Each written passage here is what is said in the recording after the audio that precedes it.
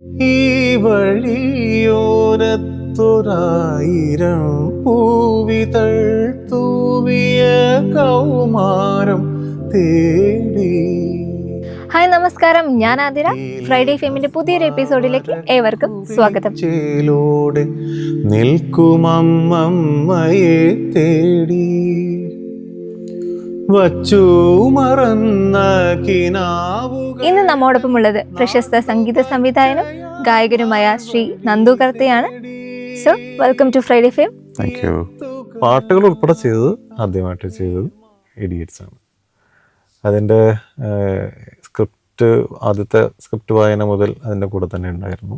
K S ബാബ ഇങ്ങനെ independent ആയിട്ടൊരു movie വന്നപ്പോൾ എന്നെയും കൂടെ കൂട്ടുമായിരുന്നു എന്നുള്ളതാണ് സത്യം. മുത്തുമണി മഴയായി മുത്തമിടുമഴകായി ചുറ്റി വരും പുഴയായി തൊട്ടുഴിയും നനവാ ഉടലുകളലയും മലരിതളിണയായി.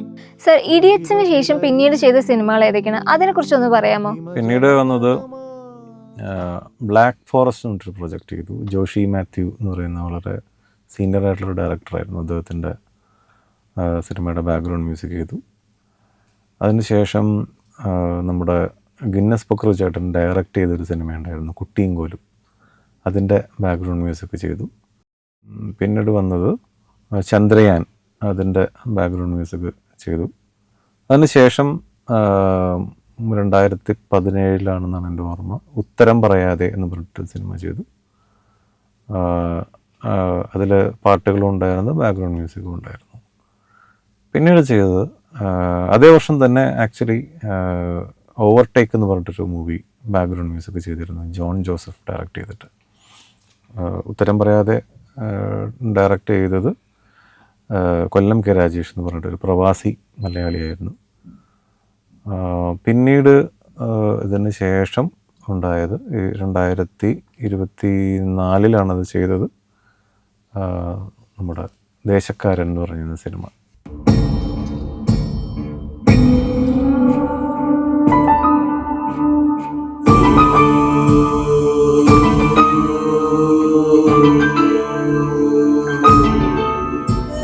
സാറിൻ്റെ സിനിമ പോലെ തന്നെ വളരെയധികം ശ്രദ്ധേയപ്പെട്ട മേഖലയാണല്ലോ ഈ ഡിവോഷണൽ സോങ്ങുകൾ എന്ന് പറയുന്നത്. സാറാണെങ്കിൽ ഒരുപാട് വർക്കുകൾ അതിൽ ചെയ്തിട്ടുണ്ട്. അപ്പോൾ അതിനെക്കുറിച്ചൊന്ന് പറയാമോ? കുറച്ച് പ്രൊജക്ട്സ് ഉണ്ട്. ഞാൻ മ്യൂസിക് ചെയ്തിട്ടുള്ളതിൽ എനിക്ക് വളരെ ഇഷ്ടപ്പെട്ടിട്ടുള്ളൊരു പ്രൊജക്റ്റാണ് ത്രയ എന്ന് പറഞ്ഞിട്ട്. അത് ചെന്നൈയിലെ കോസ്മിക് മ്യൂസിക് എന്ന് പറഞ്ഞിട്ടൊരു കമ്പനിയുണ്ട്. അവർക്കൊരു ഞാൻ ചെയ്യുന്ന സമയത്ത് അവർക്ക് ഈ ചിറ്റൂർ ഡിസ്ട്രിക്റ്റ്, അതായത് നമ്മുടെ തമിഴ്നാടിൻ്റെ ബോർഡർ, അവിടെ അവർക്കൊരു സ്റ്റുഡിയോ ഒക്കെ ഉണ്ടായിരുന്നു, കോസ്മിക് സ്റ്റുഡിയോ എന്ന് പറഞ്ഞിട്ട്. അവിടെ എന്നെ ഇൻട്രൊഡ്യൂസ് ചെയ്തത് നമ്മുടെ സഫാരി ടി വിയുടെ പാട്ട് മാസ്റ്റർ ചെയ്തത് ഞാൻ പറഞ്ഞ എൻജിനീയറാണ്. അദ്ദേഹമാണ് വിജയ് യേശുദാസിൻ്റെ ആ പ്രൊജക്റ്റിൽ മിക്സ് ചെയ്ത്. അപ്പോൾ അങ്ങനെയാണ് അദ്ദേഹത്തെ പരിചയപ്പെട്ടത്. വിജയ് മിക്സിങ് ഏൽപ്പിച്ച അദ്ദേഹത്തെയാണ്. അപ്പോൾ അദ്ദേഹത്തിന് ആ പാട്ടുകളൊക്കെ ഇഷ്ടപ്പെട്ടിട്ട് അദ്ദേഹം എന്നെ കോസ്മിക്കിൽ ഇൻട്രൊഡ്യൂസ് ചെയ്തതാണ്. ആദ്യം അവിടെ ഒരു ഡിവോഷണൽ ഒരു ആൽബം അവർ പ്രൊഡ്യൂസ് ചെയ്തിരുന്നു, ഹൃദയ വീണ എന്ന് പറഞ്ഞിട്ട്. അതിൻ്റെ പ്രൊഡക്ഷനാണ് ഞാൻ ചെയ്തത്. അത് കഴിഞ്ഞ് അവർ വീണ്ടും വിളിച്ചതാണ് ഈ ത്രയ എന്ന് പറഞ്ഞിട്ട് പ്രൊജക്റ്റ്. മെയിൻലി സാൻസ്ക്രിറ്റ് ശ്ലോകങ്ങളാണ്, ശങ്കരാചാര്യർ, പതഞ്ജലി ഒക്കെ എഴുതിയ ശ്ലോകങ്ങൾ നമ്മൾ ഒരു സൗത്ത് ഇന്ത്യൻ ആക്സെൻറ്റിൽ തന്നെ ഒരു എന്നാൽ ഫ്യൂഷനോടുകൂടി തന്നെ ചെയ്യാൻ വേണ്ടിയിട്ടാണ് വിളിച്ചത്. അതിൽ ശങ്കർ മഹാദേവൻ പാടിയിരുന്നു, ബോംബെ ജയശ്രീ പാടിയിരുന്നു, പിന്നെ നമ്മുടെ ശരത് സാറ് പാടി, പിന്നെ വിജയ് യേശുദാസ് പാടി, പിന്നെ ഗായത്രി ഗിരീഷ് പാടി, പിന്നെ മറ്റു ചില സിംഗേഴ്സും ഒക്കെ ഉണ്ടായിരുന്നു. അതൊരു വലിയ പ്രൊജക്റ്റായിരുന്നു കേട്ടോ. അതിനാണ് ആദ്യമായിട്ട് ഞാൻ ബോംബെയിൽ പോയിട്ട് ശങ്കർ ജി റെക്കോർഡ് ചെയ്തത്. ആ പ്രൊജക്റ്റാണ് ആദ്യമായിട്ട് റെക്കോർഡിങ്ങിന് വേണ്ടിയിട്ട് ബോംബെ പോകുന്നത് അന്നേരമാണ്. അതുപോലെ ബോംബെ ജയശ്രീ മാം അന്ന് ഭയങ്കര സ്റ്റാറായിരുന്നു. ഹാരിസ് ജയരാജിൻ്റെ പാട്ടുകളൊക്കെ പാടിയിട്ട് ഭയങ്കര, അതായത് കച്ചേരികളിലുള്ള പോപ്പുലാരിറ്റിക്ക് പുറമെ സിനിമയിലുള്ള വലിയ പോപ്പുലാരിറ്റിയും ഒക്കെ ഉള്ളൊരു സമയമായിരുന്നു. അന്നേരം അവരെ കൊണ്ട് പാടിക്കാൻ പറ്റിയത്, ഗംഭീരമായിട്ട് പാടിയത് ബ്രഹ്മസ്തോത്രമാണ് അവർ പാടിയത്. ശങ്കർജി പാടിയത് ഗംഗാസ്തോത്രം, ശങ്കരാചാര്യർ എഴുതിയതായി പറയപ്പെടുന്നതാണ്. പിന്നെ പതഞ്ജലി എഴുതിയതായി പറയപ്പെടുന്ന ഒരു കൃതിയാണ് നടരാജ സ്തോത്രം പറഞ്ഞിട്ട്, അതാണ് ശരത്തേട്ടൻ പാടിയത്. ശരത്തേട്ടൻ ഗംഭീരമായിട്ട് പാടി കേട്ടോ, അതിഗംഭീരമായിട്ട് പാടി. അതുപോലെ വളരെ ഓർത്ത് പറയേണ്ട ചില കാര്യങ്ങൾ, നല്ല ആർട്ടിസ്റ്റുകളെ കൊണ്ട് അതിൽ ഇൻസ്ട്രുമെൻസ് ഒക്കെ വായിപ്പിക്കാൻ പറ്റിയിരുന്നു. വലിയൊരു പ്രൊജക്റ്റായിരുന്നു.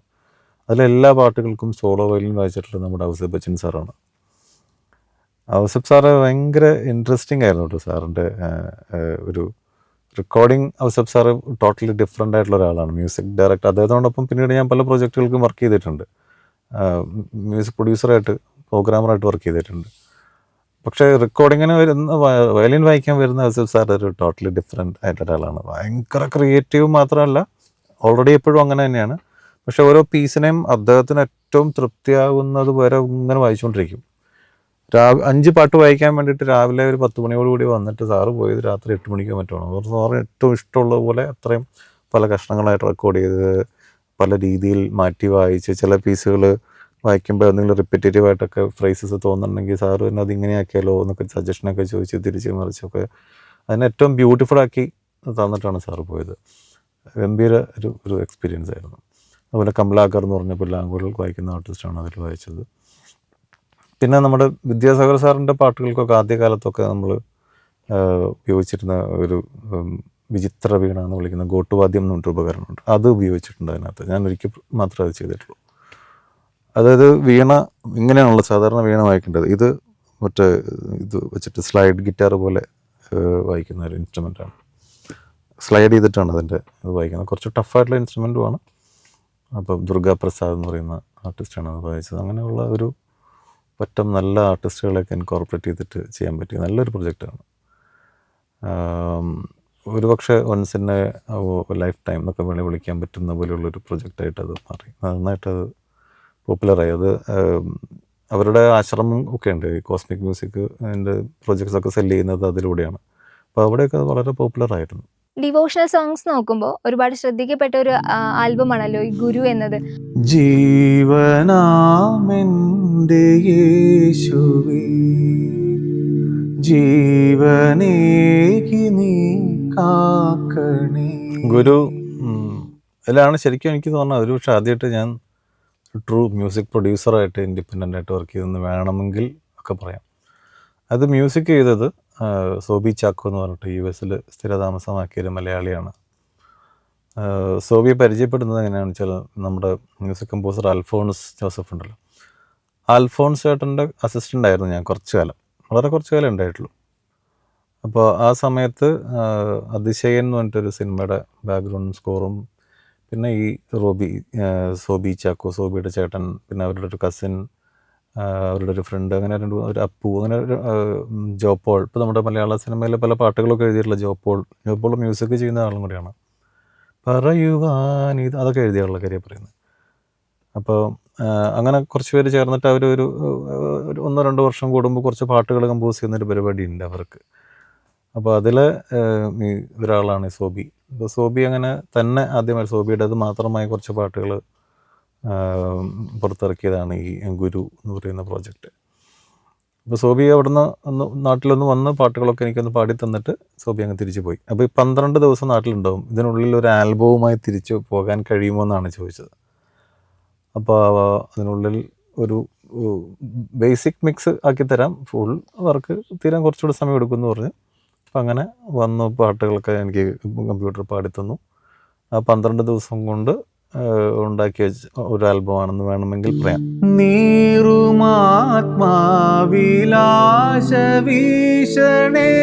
അതിനുശേഷം ഒരു 5 പാട്ട് മറ്റും ഉണ്ടായുള്ളൂ. അപ്പോൾ അതിന് കൂടാതെ 2 പാട്ടും കൂടി ആഡ് ചെയ്യാൻ തീരുമാനിച്ചു. അങ്ങനെ 2 പാട്ടുകൾ കൂടി പിന്നീട് ആഡ് ചെയ്തിട്ട് എന്ന് പറഞ്ഞാൽ അതിന് തുടർന്ന് തന്നെ ഒരുപാട് വൈകിട്ടല്ല, ഒരു മാസത്തിനുള്ളിൽ തന്നെ അടുത്ത 2 പാട്ടുകളും കൂടെയൊക്കെ ചെയ്തിട്ട് അങ്ങനെ ഉണ്ടായതാണ്. അതിൽ ഒരു പാട്ട് പാടിയിട്ടുണ്ടായിരുന്നു, ചിന്മയി പാടിയ പാട്ടിൻ്റെ ഒരു ആൽബത്തിൽ റിപ്പീറ്റായിട്ട് മെയിൽ വോയിസിൽ എൻ്റെ വോയിസും ഉണ്ടായിരുന്നു. ജീവനാമെൻ്റെ യേശുവേ, നല്ല കോമ്പോസിഷൻ. ജീവനാമെൻ്റെ യേശുവേ ജീവനേകി നീ കാക്കണേ. ഈ സോബിയുടെ പാട്ടുകൾ വളരെ മെലോഡിയസ് ആയിട്ടുള്ള, കുറച്ച് സ്കോളർലി ആയിട്ടുള്ള കോമ്പോസിഷൻസ് ആണെന്ന് തോന്നിയിട്ടുണ്ട്. വളരെ റെയർലി ടാലൻറ്റഡ് ആണ്. ഒരുപക്ഷെ ഇവിടെ നമ്മുടെ നാട്ടിലൊക്കെ ഉണ്ടെങ്കിൽ ഇവിടെ ഒരു മുൻനിര മ്യൂസിക് കമ്പോസറൊക്കെ ആയിട്ട് വരേണ്ട ഒരാളാണ്. പക്ഷെ അദ്ദേഹത്തിന് വേറെ ജോലിയൊക്കെ ആയിട്ട് അവിടെ വേറെ ഫീൽഡിലാണ്. ഇപ്പോൾ ഇടയ്ക്ക് ഒരു ബ്രേക്ക് എടുത്തിട്ട് ചെയ്യുന്നതാണ് ഈ പാട്ടുകളൊക്കെ. പിന്നെ ടോട്ടലി ക്രിയേറ്റീവ് ഫ്രീഡം എനിക്ക് തന്നിട്ടാണ്. അതിൽ കാര്യമായ ഇടപെടലുകളൊന്നും നടത്താറില്ല. പാട്ടുകളും കൂടെ അയച്ചു തരും. അതിൻ്റെ ഹാർമണി അറേഞ്ച്മെൻറ്റിന് വേണ്ടിയിട്ട് എന്തെങ്കിലും ചെറിയ മാറ്റങ്ങളൊക്കെ വരുത്തിയാലും അദ്ദേഹത്തെ ഒന്ന് കേൾപ്പിച്ച് ഓക്കെ ആയാൽ മാത്രം മതി. ടോട്ടൽ ഫ്രീഡം എനിക്ക് തന്നെയായിരുന്നു. അപ്പം ആദ്യമായിട്ട് എനിക്ക് പറഞ്ഞ ഒരു കംപ്ലീറ്റ് ഒരു പ്രൊഡക്ഷൻ മറ്റൊരു കമ്പോസറുടെ പാട്ട് ഫുള്ളായിട്ട് ഞാൻ ലൈവൊക്കെ വായിപ്പിച്ചും ഒക്കെ ചെയ്തത് അതാണോ എന്ന് എനിക്ക് സംശയമുണ്ട്. അങ്ങനെ അത്രയും ഫ്രീഡത്തോടു കൂടി. അപ്പോൾ എൻ്റെ ഒരു പ്രൊജക്റ്റൊക്കെ പോലെ തന്നെ വേറൊരു കമ്പോസറുടെ ഒരു ഫുൾ പ്രൊജക്റ്റ് അതിൻ്റെ മിക്സിങ്ങിന് ഞാൻ തന്നെയാണ് ചെയ്തത്. അതുപോലെ അത് മാസ്റ്റർ ചെയ്ത് US-ലാണ്. മാസ്റ്റർ ചെയ്തതും എല്ലാം നമ്മളുടെ ഒരു കോമൺ ഡിസ്കഷൻ്റെ ഭാഗമായിട്ട് അന്ന് ഈ പുറത്ത് കൊടുത്ത് മാസ്റ്ററിങ് തുടങ്ങി വരുന്നേ ഉള്ളൂ. നമുക്കിവിടെ പ്രത്യേകിച്ച് ക്രിസ്ത്യൻ ഡിവോഷണലിലൊക്കെ അങ്ങനെ ഒരു പരിപാടി അത്രയും ബഡ്ജറ്റൊന്നും ഇവിടെ മാസ്റ്ററിങ് സെപ്പറേറ്റ് പ്രോസസ്സായിട്ടൊന്നും അങ്ങനെ ഇവിടെ അധികം ചെയ്യുന്നുണ്ടായിരുന്നില്ല. മറ്റു ചില ബാൻഡുകളുടെ പ്രോജക്റ്റുകളൊക്കെ ചിലപ്പോൾ ചെയ്തിട്ടുണ്ടാവാം. നമ്മുടെ ഡിവോഷണൽ സോങ്സ് ഒന്നും അങ്ങനെ ചെയ്തിട്ടുണ്ടായിരുന്നിട്ടില്ല എന്നാണ് ഞാൻ വിശ്വസിക്കുന്നത്. അപ്പോൾ അങ്ങനെ ഒരു മൈൽ സ്റ്റോൺ പ്രൊജക്റ്റായിട്ട് അത് മാറി. വളരെ ഡിഫറെൻ്റ് ആയിട്ടുള്ളൊരു സൗണ്ടുമായിരുന്നു മൊത്തത്തിൽ അതിൻ്റെ അറേഞ്ച്മെൻറ്റിനാണെങ്കിലും. ഞാൻ ഒറ്റയ്ക്ക് പ്രോഗ്രാം ചെയ്തതല്ല, അതിനെ പ്രോഗ്രാം ചെയ്യാനൊരു 3-4 സുഹൃത്തുക്കൾ കൂടി ഉണ്ടായിരുന്നു നമ്മുടെ. അല്ലെങ്കിൽ ഇത്ര ദിവസം കൊണ്ട് എത്തിയില്ലായിരുന്നു. അപ്പോൾ അതൊരു ഇൻട്രസ്റ്റിംഗ് പ്രൊജക്റ്റ് തന്നെയായിരുന്നു. കുറച്ച് നല്ല ഔട്ട്പുട്ട് ഒത്തിരി. അത് പിന്നീട് അത് ജിനോ കുന്നമ്പുറത്തെ പ്രൊജക്റ്റ് ഏറ്റെടുക്കുകയായിരുന്നു. അത് പിന്നെ നന്നായി പോപ്പുലറൈസ് ചെയ്തു, നല്ലോണം മാർക്കറ്റിംഗ് ഒക്കെ ചെയ്ത് ഒത്തിരി പേരുടെ അവരുടെ ഫേവറേറ്റ് ആയിട്ട് വന്നു. പ്രത്യേകിച്ച് ക്രിസ്ത്യൻ ഡിവോഷണലും സ്ഥിരമായിട്ട് വാങ്ങി കേൾക്കുന്ന ഒരു ബാച്ചുണ്ട്. അപ്പോൾ അവർക്കത് വളരെ റിഫ്രഷിംഗ് ആയിട്ടുള്ളൊരു എക്സ്പീരിയൻസ് ആയിരുന്നു. കാരണം വെച്ചാൽ പൊതുവേ ക്രിസ്ത്യൻ ഡിവോഷണലിൽ ഇപ്പോഴും ഉപയോഗിക്കുന്ന ഒരു സ്ട്രാറ്റജി എന്ന് പറയുന്നത് പള്ളികളിൽ പാടുന്ന കുർബാനയ്ക്ക് ഏറ്റുപാടാൻ പറ്റുന്ന ടൈപ്പ് പാട്ടുകൾ ആണ് പൊതുവെ വയ്ക്കാറുള്ളത്. ഇത് അതിനപ്പുറത്തുള്ള ഒരു ദൈവവുമായോ അല്ലെങ്കിൽ യേശുവുമായോ ഉള്ളൊരു ഗസലിനൊക്കെ തുല്യമായെന്ന് വേണമെങ്കിൽ പറയാവുന്ന അങ്ങനത്തെ കോൺവെർസേഷൻസാണ് പലതും. അപ്പോൾ അത് തന്നെ ഒരു ഡിഫറെൻ്റ് ആയിട്ടുള്ള ഒരു അപ്രോച്ചാണ്. അവർക്കാണെങ്കിലും സാധാരണ ഒരു കൊയർ അങ്ങനത്തെ ഒരു മൂഡ് വേണ്ട എന്നുള്ളതായിരുന്നു. സർ, ആ ഗുരുവിലെ ആ പാട്ടുകൂടി കേൾക്കുകയാണെങ്കിൽ വളരെ സന്തോഷമായിരുന്നു. എൻ്റെ ഫേവറേറ്റ് ആണ്. ജീവനാമെൻ്റെ യേശുവേ, ജീവനേകി നീ കാക്കണേ, നീറുമാത്മാവിലാശ വീശണേ, നിഴലു പോലെൻ്റെ കൂടെ നീ വരികിലടിയൻ്റെ പുണ്യമായി, ജീവനാമെൻ്റെ യേശുവേ, ജീവനേകി നീ കാക്കണേ. അടിപൊളിയായിട്ടുണ്ട് സർ. Thank you. നല്ല കോമ്പോസിഷനാണ്. ഈ സോബിയുടെ പാട്ടുകൾക്കേ BGM ഒന്നും കമ്പോസ് ചെയ്യാൻ ഇരിക്കേ വേണ്ട. പാട്ട് ഇങ്ങനെ കേട്ടാൽ അപ്പം തന്നെ BGM ഒക്കെ തന്നെ വരുമായിരുന്നു. അതൊക്കെ ഇപ്പോഴും ഞാൻ ഓർക്കേണ്ട. വളരെ പെട്ടെന്ന് എല്ലാം ഒരു ഓർഗാനിക് പ്രോസസ്സായിട്ട് ഇങ്ങനെ ചെയ്തു പോയതാണ്. ഒരു സ്ട്രെസ്സും സ്ട്രെയിനും ഇല്ലാതെ ഇങ്ങനെ പെട്ടെന്ന് തന്നെ അങ്ങോട്ട് തീർന്നു. നല്ല പ്രൊജക്ട്സാണ്. ഉള്ള പാട്ടുകൾ കിട്ടിയാൽ ഞാൻ വിടില്ല, ഞാൻ ചെയ്യും. സോബിയുടെ തന്നെ അതിന് ശേഷം 2022 തോന്നുന്നു വേറൊരു ആൽബം കൂടി ചെയ്തു, പെയ്തൊഴിയാത്ത ദൈവസ്നേഹം. അതിൽ ശരത് സാറ് പാടിയൊരു പാട്ടുണ്ട്, ക്രിസ്തുവിൻ ആത്മാവേ എന്ന് പറഞ്ഞിട്ടൊരു പാട്ടുണ്ട്. ആ പാട്ടിൻ്റെ പ്രൊഡക്ഷന് എനിക്ക് IRA അവാർഡ് കിട്ടിയിരുന്നു. Please give them a huge round of applause together for Nandakarta.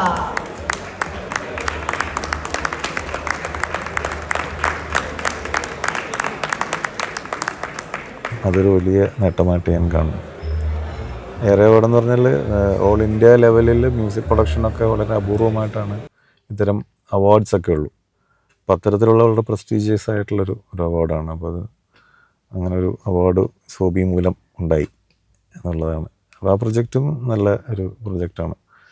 ഇതിലൊക്കെ തന്നെയും നമ്മൾ സാധാരണ ഡിവോഷണൽ സോങ്സിൽ അപ്ലൈ ചെയ്യാത്ത ഡിഫറെൻറ്റ് ജോൺറ പലതും ട്രൈ ചെയ്തിട്ടുണ്ട്. ഇപ്പോൾ നെഞ്ചിലരിയും ദാഹം എന്ന് പറഞ്ഞൊരു പാട്ടുണ്ട്, സോബിയുടെ പാട്ട്.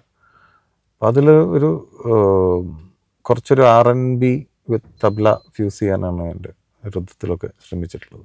അതുപോലെ തന്നെ ഇതിലുമുണ്ട്, ഗുരുവിൽ ദാഹിച്ചു കേഴുന്നു ഞാൻ ദൈവമേ എന്ന് പറഞ്ഞൊരു പാട്ടുണ്ട്. അതിലും കുറച്ചൊരു R&B ഫ്യൂസ് ചെയ്യാൻ ശ്രമിച്ചിട്ടുണ്ടായിരുന്നു, റിതം ആൻഡ് ബ്ലൂസ്. അപ്പോൾ അതൊക്കെ ചെയ്യാനുള്ള ഫ്രീഡം ഇത്തരം പാട്ടുകളിൽ സോബി തന്നിരുന്നു. അതാണ് അതിൻ്റെ സിഗ്നിഫിക്കൻസ്. ഞാൻ പറഞ്ഞു വന്ന അതാണ്. വളരെ പ്രിയപ്പെട്ട പാട്ടുകളാണ് സോബിയുടെ കോമ്പോസിഷൻ, സോബി തന്നെ എഴുതുന്നതും. നീറുമാത്മാവിലാശവീഷണേ നിഴലു പോലെൻ്റെ കൂടെ വരികിലടിയൻ്റെ പുണ്യമായി ജീവനാമെൻ്റെ യേശുവേ. മലയാളത്തിന്റെ പ്രിയ എഴുത്തുകാരി മാധവിക്കുട്ടിക്ക് ഒരു ട്രിബ്യൂട്ട് വീഡിയോ ചെയ്തിരുന്നില്ലേ? അതിന്റെ വിശേഷങ്ങളൊന്ന് പറയാമോ? ഓക്കെ, ആ പാട്ട് കേട്ടിട്ടുണ്ടോ? അത് ആക്ച്വലി അത് അങ്ങനെ ട്രിബ്യൂട്ടായിട്ട് അങ്ങനെ ചെയ്യാൻ വേണ്ടി ചെയ്ത പാട്ടായിരുന്നില്ല. എൻ്റെ സുഹൃത്ത് G. അജയൻ എന്നൊരു സുഹൃത്തുണ്ട്, നാടകങ്ങളൊക്കെ ചെയ്ത് എറണാകുളത്ത് വളരെ സജീവ നാടക പ്രവർത്തകനായിരുന്നു. അപ്പോൾ അജയൻ കുറേ വർഷങ്ങൾക്ക് മുമ്പ്, ഒരു 2000ങ്ങളുടെ പകുതിക്ക് ശേഷമുള്ള ഏതോ ഒരു സമയത്ത് ഒരു ടെലിഫിലിം ചെയ്യാൻ പോകുന്നു.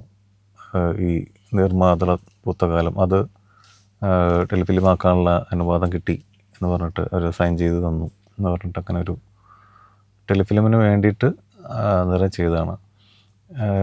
അന്ന് അത് എഴുതിയത് വിജയലക്ഷ്മി, നമ്മുടെ വളരെ പ്രശസ്തയായ കവയത്രി വിജയലക്ഷ്മിയാണ് അതെന്ന് എഴുതി തന്നത്. ഇങ്ങനൊരു പാട്ട് എഴുതി തന്ന കാര്യം അവരേ മറന്നുപോയിട്ടുണ്ടാവും.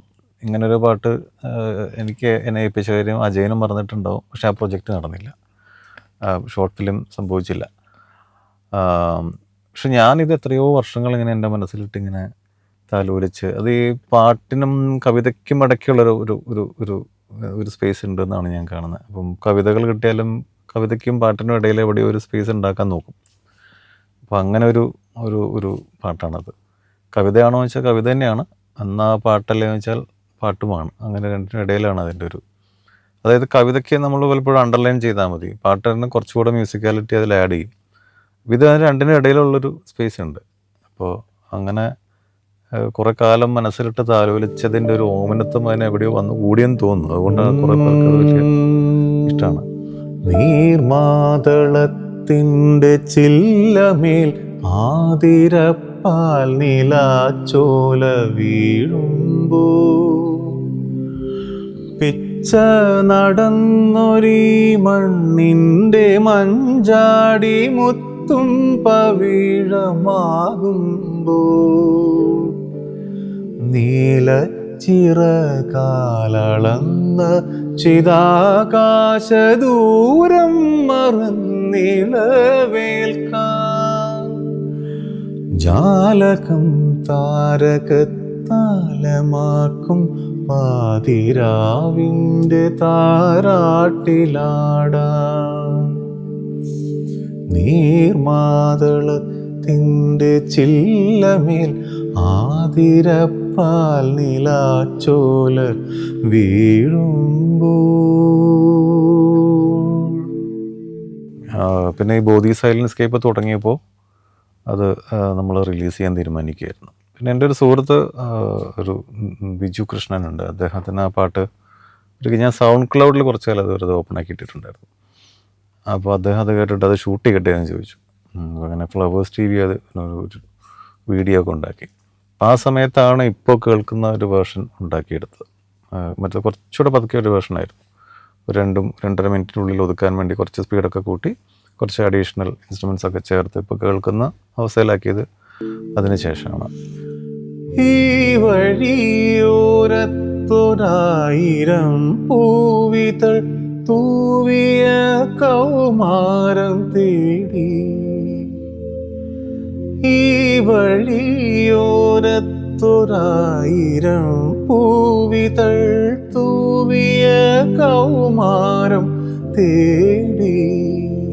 ഇപ്പോഴും ഓർക്കണ്ടേ, ഞാനത് വിജയലക്ഷ്മി ചേച്ചിക്ക് ഇത് അയച്ചു കൊടുത്തിട്ട്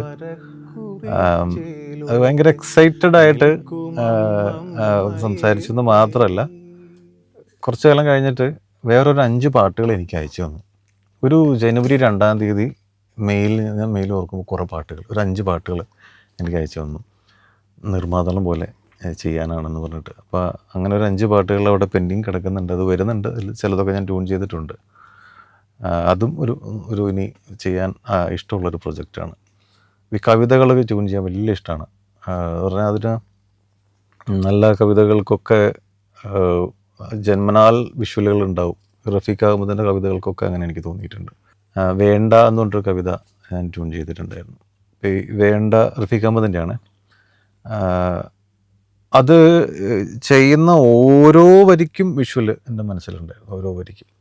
അതുപോലെ തന്നെയാണ് ഇതിനകത്ത് വരികൾക്കെല്ലാം നമ്മുടെ ഉള്ളിൽ ഇങ്ങനെ കൃത്യമായ ഇമേജറികൾ തന്നെ ജന്മനാൽ ഉണ്ടാവും.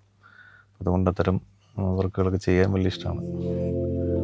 നെറ്റിയിൽ ഭസ്മവരക്കുറിച്ചേലോടെ നിൽക്കുമമ്മയെ തേടി